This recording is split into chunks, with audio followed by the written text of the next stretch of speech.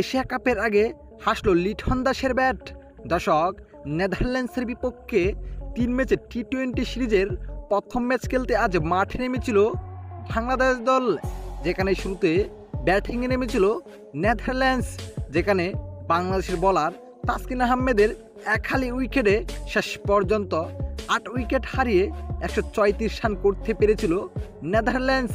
এই ছোট্ট লক্ষ্যে ব্যাট করতে নেমে রীতিমতোই ব্যাটিং তাণ্ডব শুরু করে দেয় বাংলাদেশের দুই ওপেনার পারভেজ হোসেন ইমন ও তানজিদ হাসান তামিম।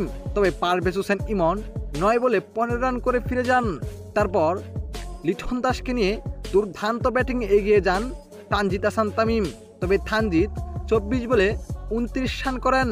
তবে শেষ পর্যন্ত 50 করেন লিটন দাস, যেখানে সাইফ হাসানকে নিয়ে বাংলাদেশ দলকে জিতিয়ে মাঠ ছাড়েন লিটন কুমার দাস।